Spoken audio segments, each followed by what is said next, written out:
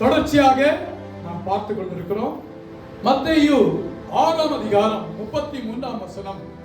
முதலாவது தேவனுடைய ராஜ்யத்தையும் அவருடைய நீதியையும் தேடுங்கள், அப்பொழுது இவைகள் எல்லாம் உங்களுக்கு கூட கொடுக்கப்படும் என்று வேதம் சொல்கிறது. மனம் திரும்புங்கள், பரலோக ராஜ்யம் சமீபமாய் இருக்கிறது என்று சொன்னார். இரண்டாவதாக கடந்த வாரத்தில் நாம் பார்த்ததான காரியம், தேவனுடைய ராஜ்யம் விதைக்கு ஒப்பாய் இருக்கிறது. அதை நாம இன்னும் கொஞ்சம் டீட்டெயிலா பார்த்துட்டு இன்னும் ஒரு காரியத்தை நாம பார்த்து இன்றைக்கு நாம முடிக்க போகிறோம். தேவனுடைய ராஜ்யம் விதைக்கு ஒப்பாய் இருக்கிறது. லூக்கா 8ஆம் அதிகாரம் 5ஆம் வசனத்திலிருந்து 15ஆம் வசனம் வரைக்கும் உள்ளதான வேத பகுதியில் ஒரு சில வசனங்களை நான் உங்களுக்காக வாசிக்கிறேன். 5ஆம் வசனம் பாருங்க. விதைக்கிறவன் ஒருவன் விதையை விதைக்க புறப்பட்டான். அவன் விதைக்கையில் சில விதை வழியருகே விழுந்து மிதியுண்டது. ஆகாயத்து பறவைகள் அதை பட்சித்து போட்டது. அப்படியே நீங்க பாத்தீங்கன்னா 9ஆம் வசனம் பாருங்க. அப்பொழுது அவருடைய சீஷர்கள் இந்த ஓமையின் கருத்து என்னவென்று இயேசுவிடத்தில் கேட்டார்கள். ஆண்டவரே, நீங்க விதையை பற்றி சொல்றீங்களே, அதன் கருத்து என்ன? கொஞ்சம் சொன்னீங்கன்னா நல்லா இருக்கும், தெளிவா சொன்னீங்கன்னா நல்லா இருக்கும் அப்படின்னு சொல்லிட்டு சீஷர்கள் கேட்கிறாங்க. அடுத்த வசனம் பாருங்க. அதற்கு அவர், தேவனுடைய ராஜ்யத்தின் ரகசியங்களை அறியும்படி உங்களுக்கு அருளப்பட்டது, மற்றவர்களுக்கோ அவர்கள் கண்டும் காணாதவர்களாயும் கேட்டு உணராதவர்களாயும் இருக்கத்தக்கதாக அவைகள் ஓமைகளாக சொல்லப்படுகிறது. அந்த ஓமையின் கருத்தாவது விதை தேவனுடைய வசனம். அல்லேலூயா. பக்கத்துல பார்த்து சொல்லுங்க, விதை தேவனுடைய வசனம். தேவனுடைய வசனம் எது? விதை. விதை எது? தேவனுடைய வசனம். தேவனுடைய வசனம் எது? இப்படியே தான் நம்ம மாத்தி மாத்தி சொல்லிட்டு இருக்கோம். விதை தேவனுடைய வசனம். அல்லேலூயா. இதுதான் தேவன் ஒரு மனிதனுக்கு தேவையான எல்லா காரியங்களையும் இதுல எழுதி வைத்து விட்டார். விதையாக விவசாயி பாத்தீங்கன்னா நிலத்தை பயிரிட்டு அவங்க அறுவடை செய்யும் பொழுது எல்லாத்தையும் சாப்பிட மாட்டாங்க. என்ன பண்ணுவாங்க? விதைக்காக கொஞ்சம் எடுத்து வைத்திருப்பாங்க. ஆண்டவர் பைபிள்ல நிறைய விதைகள் கொடுத்திருக்கிறார். ஹல்லேலூயா. விதை தேவனுடைய வசனம். விதை தேவனுடைய வசனம். எந்த விவசாயியும் விதைய சாப்பிட்டான்னா அதுக்கப்புறம் வாழ முடியாது. விதை என்பது தேவனுடைய வசனம். பக்கத்துல சொல்லுங்க, விதை என்பது தேவனுடைய வசனம். ஆண்டவர் அதை சொல்லிட்டு அநேக காரியங்களை அங்கே விவரமாக சொல்லுகிறார். 12ஆம் வசனம். வழியருகே விதைக்கப்பட்டவர்கள் வசனத்தை கேட்கிறவர்களாய் இருக்கிறார்கள். அவர்கள் விசுவாசித்து ரட்சிக்கப்படாதபடிக்கு பிசாசானவன் வந்து அவ்வசனத்தை அவர்கள் இருதயத்திலிருந்து எடுத்து போடுகிறான். இப்ப இங்க சபையில நாம உட்கார்ந்துட்டு இருக்கோம். சில டைம்ல என்ன பண்ணிடுவான் பிசாசு? விதைக்கப்படுகிறதான வசனத்தை இங்கிருந்து பேசும் பொழுது அல்லது நீங்கள் வேதத்தை வாசிக்கும் பொழுது உங்கள் இருதயத்தில் அந்த விதையானது விதைக்கப்படுகிறது. ஆனா விதைக்கப்படும் பொழுது பிசாசானவன் என்ன பண்றான்? அதை எடுத்துடுறான். இங்க சபையை விட்டு வெளியே போனதும் என்ன செய்தி கேட்டோம், இல்லைன்னா என்ன வசனம் வாசிச்சோம், நமக்கு மறந்தே போய். அல்லேலூயா. பக்கத்து பார்த்து சொல்லுங்க, மறந்துடாதீங்க அப்படின்னு சொல்லி. சபைக்குள்ள பிசாசு வருவானா? சில பேர் வருவான்றாங்க, எத்தனை பேர் வரமாட்டான்னு சொல்றீங்க? வரமாட்டான்னு சொல்றவங்க எல்லாரும் ஆமேன்னு சொல்லிக்க பார்க்கலாம். வருவான். அவன் தேவ சமூகத்துக்கே போனான்ல, இயேசு கூட இருக்கும்போதே வந்து நின்னான்ல. அப்ப பிசாசு எங்க வேணாலும் வருவான். தேவ சமூகத்துக்கே அவனால போக முடியும்னா எல்லா இடத்துக்கும் அவன் போயிடுவான். இயேசு இருக்கிற இடத்துக்கு வந்து நின்னால, இயேசு அப்பாலே போ சாத்தானின்னு சொன்ன பிறகுதான் அவன் போனான். வசனம் போட்டிருக்கு சில காலம். ஹல்லேலூயா. அப்ப வசனத்தை எப்படி திருடுவான்? சில டைம் தூக்கத்தை கொடுத்துருவான். தூங்குறவங்க எல்லாம் நீங்க தூங்குறவங்க எல்லாம் நான் பிசாசு பக்கத்துல வந்துச்சுன்னு சொல்ல ஒரு ரீசன். அதாவது வசனத்தை கேட்க கூடாதபடி எப்படியெல்லாம் தடை செய்ய முடியுமோ அப்படியெல்லாம் தடை செய்யும். தேவனுடைய வசனத்தை விதைக்கும் பொழுது பிசாசானவன் என்ன பண்ணிடுறான்? எடுத்து விடுகிறான். இது வழி அருகே விதைக்கப்பட்டவர்கள். நீங்க யாருன்றதை நீங்க செக் பண்ணுங்க. கற்பாறையில் விதைக்கப்பட்டவர்கள் கேட்கும் போது சந்தோஷத்துடனே வசனத்தை ஏற்றுக்கொள்கிறார்கள். கற்பாறையில் விதைக்கப்பட்டவர்கள், ஐயோ இந்த வசனம் ரொம்ப நல்லா இருக்க, பைபிள் வாசிக்கும் போது ரொம்ப நல்லா இருக்க. ஆனால் வசனம் என்ன சொல்லுகிறது? ஆயினும் தங்களுக்குள்ளே வேர் கொள்ளாதபடியினாலே கொஞ்ச காலம் மாத்திரம் விசுவாசித்து சோதனை காலத்தில் பின்வாங்கி போகிறார்கள். அப்படின்னா என்ன அர்த்தம்னா, கற்பாறையில விதைக்கப்பட்டதான விதை அங்க எவ்வளவு மண் இருக்கோ அதை பொறுத்து, வேற அதுக்கு மேல போக முடியலன்னா என்ன ஆயிடும்? கருகி போயிடும். சில மலைகள் எல்லாம் பாத்தீங்கன்னா உங்களுக்கு தெரியும். அடுத்தது 14ஆம் வசனம். முள்ளுள்ள இடங்களில் விதைக்கப்பட்டவர்கள் வசனத்தை கேட்கிறவர்களாய் இருக்கிறார்கள். கேட்ட உடனே போய் பிரபஞ்சத்திற்குரிய, பிரபஞ்சம் என்னது? உலகம். இந்த உலகத்திற்குரிய கவலைகளினாலும் ஐஸ்வர்யத்தினாலும் சிற்றின்பங்களினாலும் நெருக்கப்பட்டு பலன் கொடாது இருக்கிறார்கள்.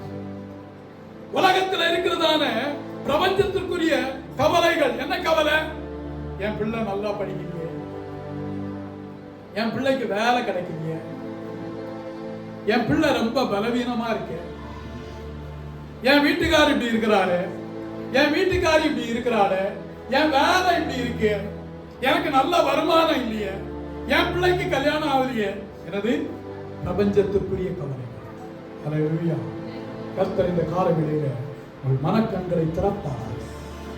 கர்த்தருடைய வேதவசனம், வேதம் சொல்லுகிறது, தேவனுடைய ராஜ்யத்தின் ரகசியங்களை அறியும்படிக்கு சீஷர்களுக்கு அருளப்பட்டது, மற்றவர்களுக்கு அருளப்படவில்லை. நீங்களும் நானும் தேவனுடைய சீஷர்களாக இருக்கிறோம். ஹல்லேலூயா. பக்கத்துல பார்த்து சொல்லுங்க, நீங்க தேவனுடைய சீஷர்கள். தேவனுடைய சீஷர்கள். தேவனுடைய ராஜ்யத்தின் வசனம், இப்பிரபஞ்சத்திற்குரிய கவலை இது எல்லாருக்கும் இருக்கும்,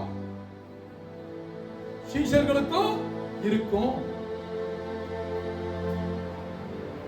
அதனால்தான் பேதுரு கேட்டாரு, ஆண்டவரை எல்லாவற்றையும் விட்டு நாங்கள் உம்மை பின்பற்றினோமே, எங்களுக்கு என்ன கிடைக்கும்?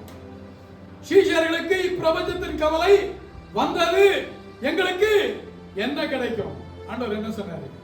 நீங்கள் 12 கோத்திரங்களையும் விசாரிக்கிறவர்களாக தேவனுடைய சிங்காசனத்தில் வீற்றிருப்பீர்கள்.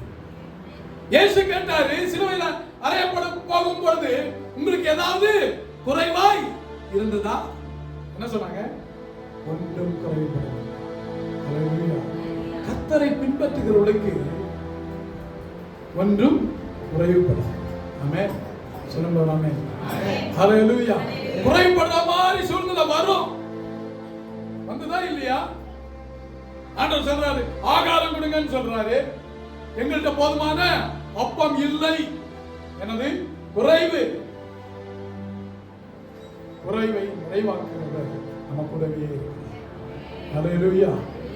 பக்கத்துல பார்த்து சொல்லுங்க, குறைவை நிறைவாக்குகிறவர் நம்ம கூடவே இருக்கிறார். ஆமென். ஹல்லேலூயா. ஹல்லேலூயா. இப்பிரபஞ்சத்தின் கவலை. அண்ணாச்சி கேட்டா என்ன சொல்லுவாரு? அதான் ஒரு வேலை ஒண்ணு ஆரம்பிக்கலாம்னு நினைச்சோம், என்னது வந்து அதையும் கொஞ்சம் டிஸ்டர்ப் பண்ணிட்டு இருக்கிறாங்க. கர்த்தர் உங்களுக்கு ஜெயத்தை கொடுப்பார். ஹல்லேலூயா. ஹல்லேலூயா. என்னது? பிரபஞ்சத்தின் கவலை. சொன்னாங்கல்ல, வீட்டை கட்டிப்பாரு, ஒரே கல்யாணத்தை பண்ணி பாருன்னு சொல்லுவாங்க. இன்னும் ரொம்ப டஃப். வீட்டை கட்டினா கூட ஓகே, கல்யாணத்தை பண்ணிட்டீங்கன்னா அது மிக மிக டஃப். ஆண்களானாலும் சரி பெண்களானாலும் சரி. ஆமென். ஹல்லேலூயா. இவர் சொல்வாரு, உன்னை கட்டிட்டு வந்ததுலேருந்தே நிம்மதியே போச்சு. அவங்க என்ன சொல்றாங்க, எங்க அப்பா அம்மா வீட்டுல நல்லா இருந்தேன், நிம்மதியா இருந்தேன், உன்னை கட்டினதுல இருந்து எனக்கு ஒரே பிரச்சனை தான். இப்பிரபஞ்சத்துக்குரிய கவலை. ஹல்லேலூயா, ஹல்லேலூயா. இந்த மாசம் டியூ எப்படி நான் கட்டுவேன்?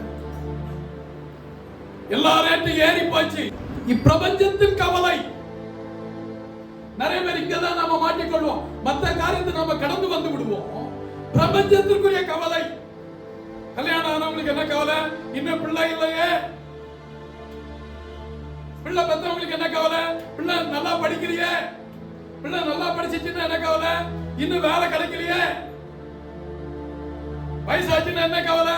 இன்னும் கல்யாணம் ஆகலையே. பிரபஞ்சத்துக்குரிய கவலை. ஹல்லேலூயா, ஹல்லேலூயா.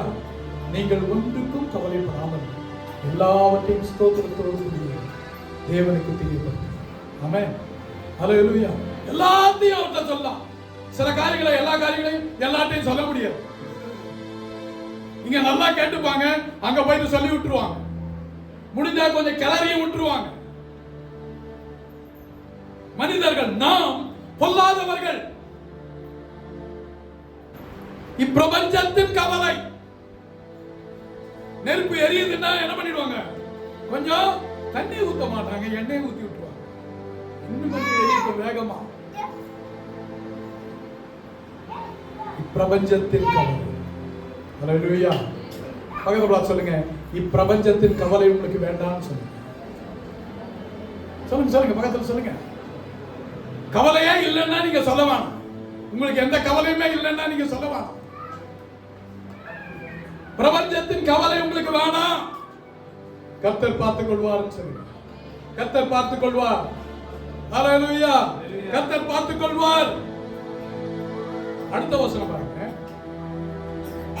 நல்ல நிலத்தில் விதைக்கப்பட்டவர்கள் வசனத்தை கேட்டு அதை உண்மையும் நன்மையுமான இருதயத்திலே காத்து பொறுமையுடனே பலன் கொடுக்கிறவர்களாய் இருக்கிறார்கள். நல்ல நிலத்தில் விதைக்கப்பட்டவர்கள். நல்ல நிலத்தில் விதைக்கப்பட்டவர்கள். நீங்க நல்ல நிலமா? நான் நல்ல நிலமா? நல்ல நிலம்னா மினிமம் எவ்வளவு தெரியுமா? ஒரு விதை போட்டு அந்த விதையில ஒரு நெல் வந்துச்சுன்னா எவ்வளவு பெர்சன்டேஜ் சொல்லுங்க? ஒரு விதை போட்டு ஒரு விதை வந்துச்சுன்னா எத்தனை பெர்சன்டேஜ்? 100%. ஒரு விதை போட்டு 30 வந்துச்சுன்னா 3000%. தெரியல, நான் கணக்குல கொஞ்சம் வீக். கணக்குல வீக்ன்றதுனால நான் சயின்ஸ் குரூப் எடுத்தேன். ஆமென். சொல்ற புரியுதுல்ல? ஒரு விதை இன்னொரு விதையை கொடுத்ததுன்னா அது 100%. நல்ல நிலம்னா நானு கண்ணை மூடுறதுக்குள்ள என் மூலமா ஒரு 30 ஆத்துமாவாவது ரட்சிக்கப்படும். ஹல்லேலூயா. சொல்லுங்க ஒரு ஹல்லேலூயா. ஹல்லேலூயா. நீங்க கண்ணை மூடுறதுக்குள்ள உங்க மூலமா எத்தனை பேர் ரட்சிக்கப்படுவாங்க? ஹல்லேலூயா. ஹல்லேலூயா. நல்ல நிலத்தில் விதைக்கப்பட்ட விதையோ அப்படின்னா விதை தேவனுடைய வசனம்ன்றதை பார்த்துக்கோ. இப்ப வேத வசனம், பைபிள் ரீடிங் வெரி இம்பார்ட்டன்ட். வசனம் கேட்கிறது. ஸ்கூல்ல பிள்ளைங்க எப்ப கவனமா கேட்கிறாங்களோ அது உள்ளுக்குள்ளே இருக்கும். வீட்டுல வந்து படிச்சுட்டாங்கன்னா ஜிஸ்டம். நம்ம பேரண்ட்ஸ் வந்து அதை செய்யறதே இல்லை பிள்ளைங்களுக்கு. வந்ததே என்ன கேட்பான், இன்னைக்கு என்ன சொன்னாங்க? போ விளையாடு, எதனா செய்ய. இன்னைக்கு நடத்துற பாடத்தை இன்னைக்கு படிக்க வச்சிருங்க, உங்க பிள்ளைங்க வந்து எக்ஸல். ஆமென். ஸ்கூல்ல கவனிச்சியான்னு கேளுங்க. அந்த மாதிரி வார்த்தைகளை கேளுங்க. ஸ்கூல்ல கவனிச்சியா? இன்னைக்கு டீச்சர் என்ன சொன்னாங்க? நீ என்ன தப்பு செஞ்ச? யார அடிச்ச? யார கிள்ன? சில பேர் உட்கார்ந்து பேசிட்டே இருப்பாங்க தெரியுமா? பாடம் நடத்தும் போது கேட்க விடாம டிஸ்டர்ப் பண்ணுவாங்க. விதை தேவனுடைய வசனம் உள்ளுக்குள்ள இருக்கா? அதனால தான் நம்ம என்ன பண்ணோம்? Bible reading. போயிட்டு இருக்கு. என்ன எசேக்கியேல்ல போயிட்டு இருக்கு. அட்லீஸ்ட் உங்களுக்கு எதனா ஒரு பேட்டர்ன் இருக்கா? பைபிள் ரீடிங் டெய்லி 20 நிமிஷம். வேத வசனம் தேவனுடைய ராஜ்யத்தில் ரொம்ப முக்கியமானது. தேவனுடைய ராஜ்யம் என்றால் என்ன? தேவனுடைய ராஜ்யம் என்றால் என்ன? அதுல ஒரு காரியம், நீங்க வேத வசனத்தை வாசிக்க. ஒரு நல்ல பைபிள் ரீடிங் அல்லது நீங்க நல்ல வேதத்தை வாசிக்கிறவங்கன்னா என்ன தெரியுமா? குடும்ப தலைவர், ஒருவேளை கணவனோ மனைவி, கணவனை கூட நம்ம விட்டுலாம், அவர் வேலையை முடிச்சுட்டு எப்போ வருவாருன்னு தெரியாது. மனைவி பிள்ளைங்களை உட்கார வச்சு நீங்க ஒரு வேதத்தை வாசித்து, அல்லது வாசிக்க முடியலன்னா நமக்கு யூடியூப்ல வரத போட்டு கேட்டுட்டு, இதுல இன்னைக்கு உனக்கு தொட்ட வசனம் இது, சாயந்தரம் படுக்க போறதுக்கு முன்னாடியில உட்கார வச்சு நீங்க இப்படி பழக்கப்படுத்தி பாருங்க. பிள்ளைங்க கவனிக்க ஆரம்பிச்சு, உங்க பிள்ளைங்க படிப்புல எக்ஸல் பண்ணுவாங்க, உங்க பிள்ளைங்களுடைய எதிர்காலம் நல்லா இருக்கும். ஆமென், ஹல்லேலூயா. நீங்க ட்ரை பண்ணி பாருங்க. நான் யூடியூப் ஓடணுன்றதுக்காக சொன்னேன். உங்களுக்குன்னு ஒரு பைபிள் ரீடிங் பேட்டர்ன் இருக்கட்டும். நீங்க ஒரு ஒழுக்கத்தை வைத்திருக்கிறீர்களா? எந்த ஒழுக்கமுமே இல்லாதவங்களுக்கு பைபிள் ரீடிங் நீங்க கேட்டீங்கன்னா ஒரு கமெண்ட் போடுங்க. இந்த வசனம் என்ன தொட்டுச்சுன்னு சொல்லுங்க, அதை தியானிங்க. 1 கொரிந்தியர் 4ஆம் அதிகாரம் 20ஆம் வசனம், தேவனுடைய ராஜ்யம் பேச்சிலே அல்ல பலத்திலே அடங்கி இருக்கிறது.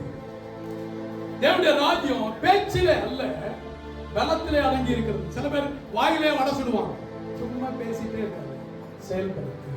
ஆமென், ஹல்லேலூயா. சும்மா இதை செய்வேன், அதை செஞ்சிருவேன், இதை பண்ணிடுவேன், அதை பண்ணிடுவேன்,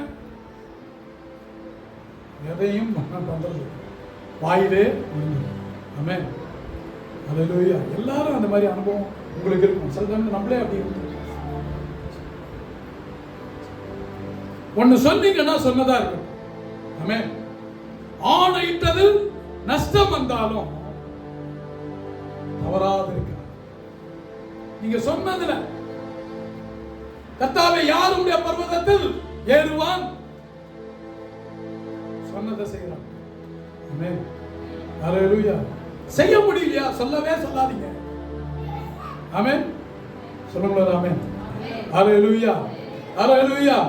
தேவனுடைய ராஜ்யம் பேச்சிலே அல்ல பலத்திலே அடங்கி இருக்குது. அப்படின்னா வசனத்தை வாசிக்கிறவர்களாக மாத்திரம் இல்லை, அதன்படி செய்கிறவர்களாக இருங்கள். யோசுவாட்ட அவர் சொன்னார், இந்த நியாய பிரமாண புஸ்தகம் உன் வாயை விட்டு பிரியாதிருப்பதாக. தேவனுடைய ராஜ்யம் என்பது ஆல் ஸ்பிரிச்சுவல் மேட்டர்.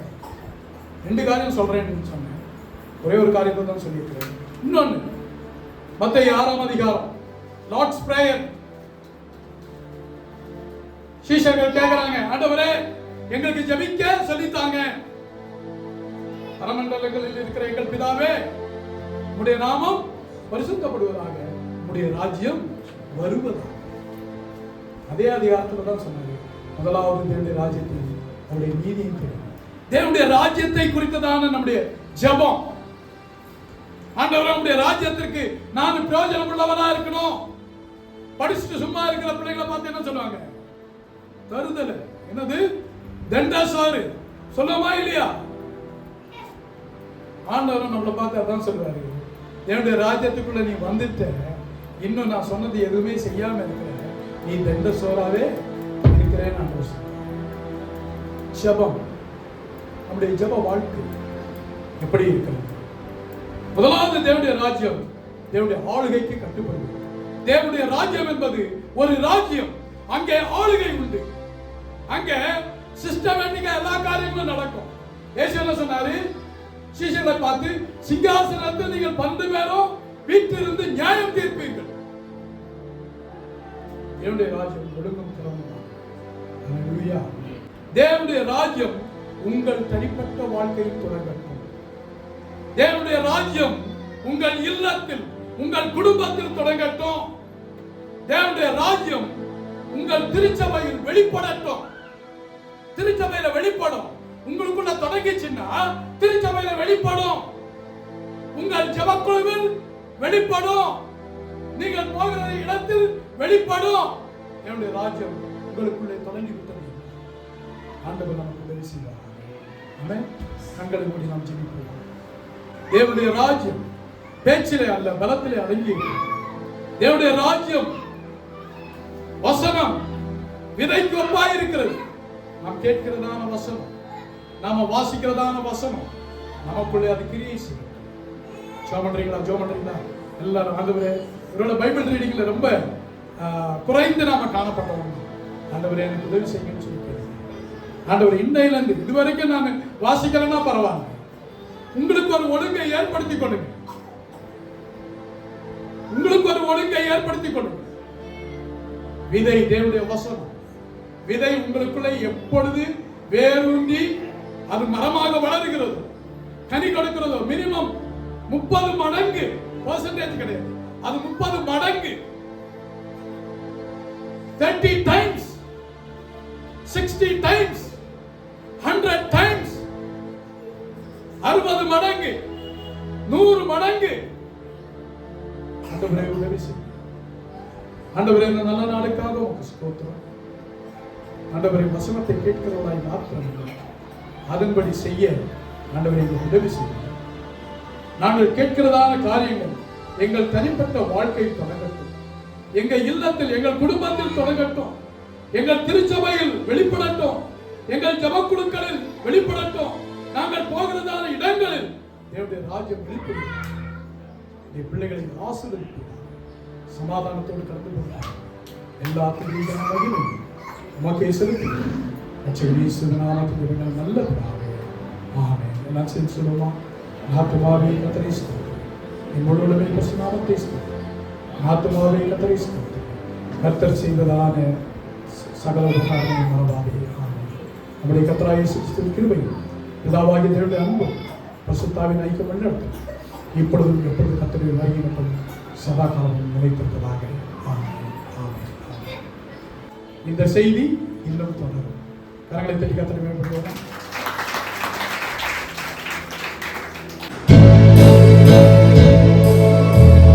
இங்கே QR கோட் கொடுக்கப்பட்டுள்ளது. ஃபோன்பே மற்றும் ஜிபே நம்பரும் கொடுக்கப்பட்டுள்ளது. கண்டிப்பாக கொடுக்க வேண்டும் என்கிறதான அவசியமில்லை. சிலர் காணிக்கையை நாங்கள் அனுப்புவதற்கு அது உதவியாக இருக்கும், நீங்கள் போடுங்கள் என்று கேட்டுக்கொண்டபடியால் இதை போட்டுள்ளேன். நன்றி. God bless you.